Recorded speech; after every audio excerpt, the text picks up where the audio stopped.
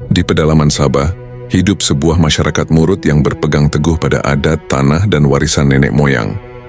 Dari bumi inilah lahirnya seorang pahlawan Murut bernama Antanom.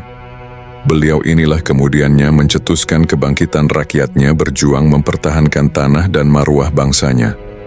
Orang Murut hidup bersama alam, bercucuk tanam, memburu dan menjaga keharmonian komuniti, mengikut adat turun-temurun. Namun segalanya berubah apabila syarikat dan kuasa British mulai masuk ke pedalaman dan membawa undang-undang mereka sendiri.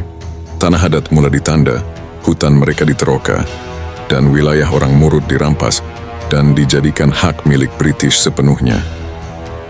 Penduduk Murut dipaksa untuk membayar cukai.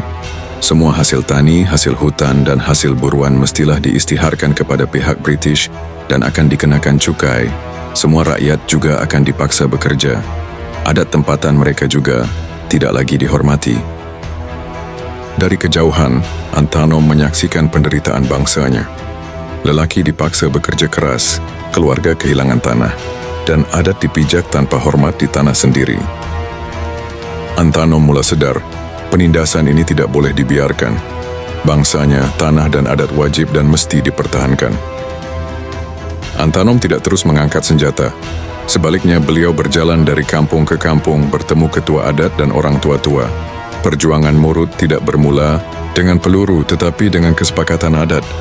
Keputusan dibuat bersama demi seluruh komuniti. Dalam cerita orang tua Murut, Antanom dipercayai memiliki kekuatan rohani dan tubuhnya tidak lut sebarang senjata.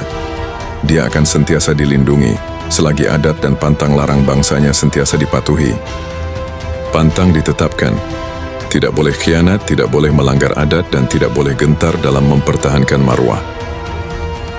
Antanom dan pengikutnya membina kubu rundum, menggunakan hutan sebagai benteng dan alam sebagai sekutu. Orang Murut tidak berperang di kawasan terbuka. Hutan menjadi perisai, sunyi menjadi senjata, dan serang hendap menjadi strategi. Pada tahun 1915, tekanan dari serangan senyap pihak Antanom dan orang-orangnya, British akhirnya melancarkan serangan besar-besaran ke atas rundum dengan menghantar askar terlatih dan senjata api dengan kelengkapan meriam. Pertempuran berlaku sengit. Serangan dari hutan menggegarkan pihak British. Perang rundum menjadi antara penentangan paling kuat dalam sejarah Sabah. Namun akhirnya kubu pertahanan dibakar dan perlindungan orang Murut jatuh ke tangan British. Antanom dan orang-orangnya telah ditewaskan dengan beberapa siri serangan. Menurut cerita orang tua Murut, Antanom hanya tewas apabila dikhianati. Kepercayaan yang diberi tidak semuanya dibalas setia.